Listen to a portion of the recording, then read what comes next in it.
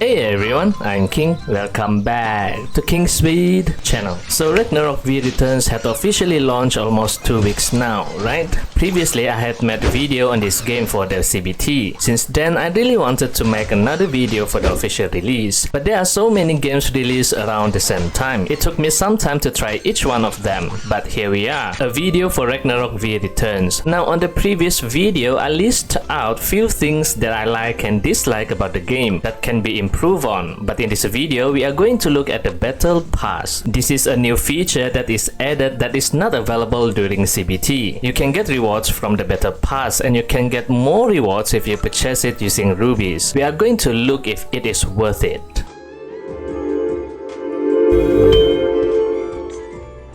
Alright, before we go on further with this video, I want to give a big thanks to this video sponsor, LDPlayer.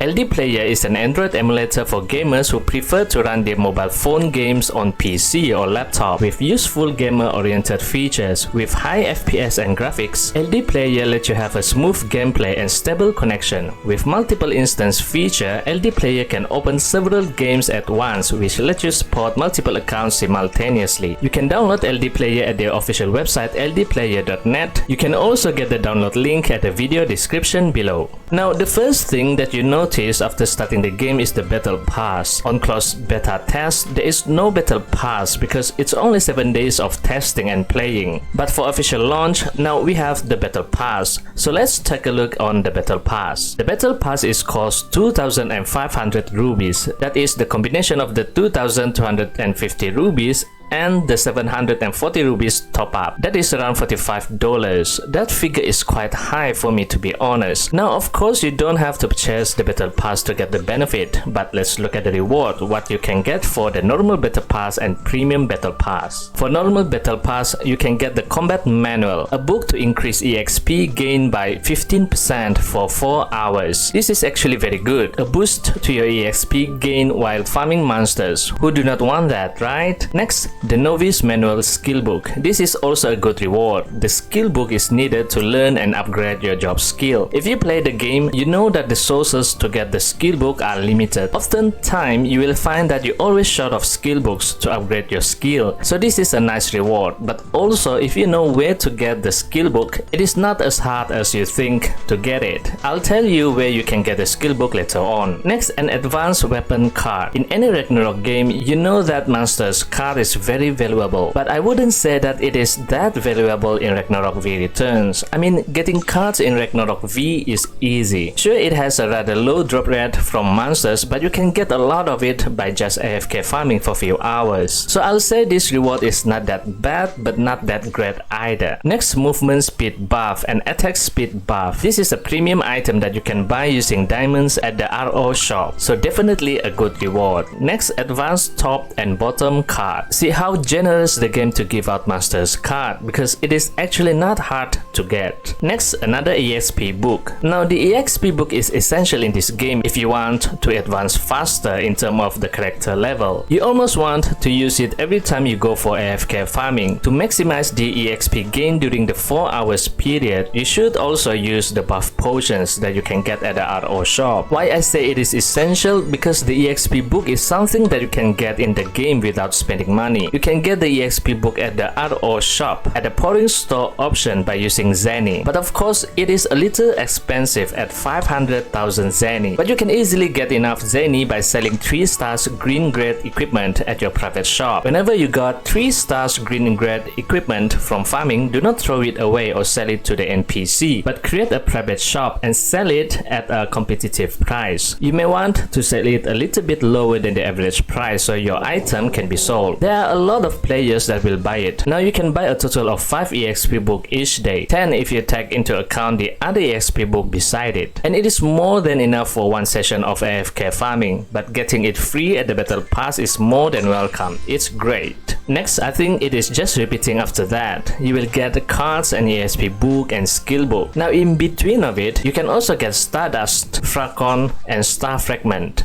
These materials are needed to upgrade or craft your equipment. At one point point, you will need these materials to craft better equipment, and it can only be obtained from S monsters. Even so, killing S monsters do not guarantee you to get these materials. The other place to get it is from the endless tower at certain floor level. If I remember it right, on CBT you can also get this at the RO shop as well, but upon looking it up, I can't find it at the RO shop anymore. So these materials are very limited. It is very hard to get. So having it at the battle pass really help on your equipment progress. And at the end of the battle pass, you can get a pet. The pet for me is one of the content in the game that is hard for free-to-play players. Now why do I say that? The pet essence can only be obtained by doing the dungeon in the game, and every dungeon only drops 1 to 2 pet essence. You need 20 pet essence to summon it, and you need at least 30 essence to upgrade its tier. To upgrade the pet will take quite some time because you need to collect all of those essence. But if you want to hasten your pet upgrade process, you can purchase the pet essence at the RO shop. This same goes to the mercenary. These two aspects of the game for me is a little bit hard for free-to-play players, but of course you can accumulate the diamonds from the dailies and weekly achievement, and eventually you can purchase it at the RO shop, but that can take quite some time, so having it at the battle pass is a nice addition. Now let's look at the reward if you purchase the battle pass using rubies. First, you will get the Exp increase book, double the amount from the normal battle pass, triple amount of Stardust, and a new pet.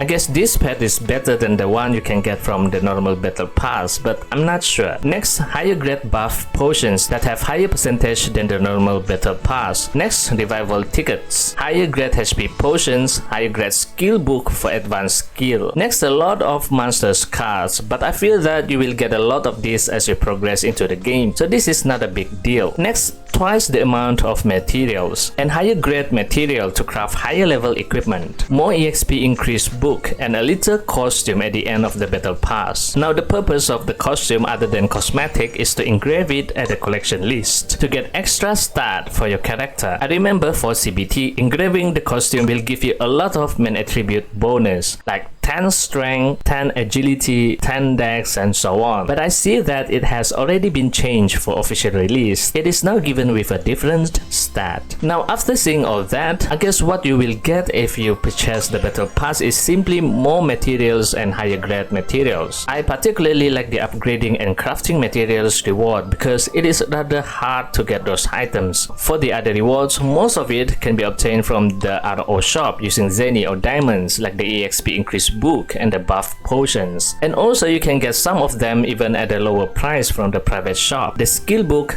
pet essence, and mercenary essence can be bought from the private shop. I don't know what happened to the game market, but you can find the pet essence and the mercenary essence at a significantly low price. You can potentially get all of the pets and mercenaries just by buying the essence at the private shop. As for the skill book, if you are short of any particular skill books, you can just look on it at the private shop. It is rather affordable and can save you a lot of time doing quests or crafting to get it. Alright, I guess it is not as bad as I thought. The normal battle pass can provide you with all of the essential things that you need to progress further in the game. The premium battle pass will certainly give you the extra boost to your progress, but I think it doesn't necessarily have the overwhelming advantage to those who don't get it. If you're considering to get it only for the high grade upgrading or crafting materials. But even so, the price is too much. Alright, that's it for this video. If you like this video, please give it a thumbs up and hit the subscribe button. And also don't forget to turn on the notification bell so you will be notified whenever I upload a new video. That's it for now. I'll see you on the next video. And as always, happy playing. Bye bye.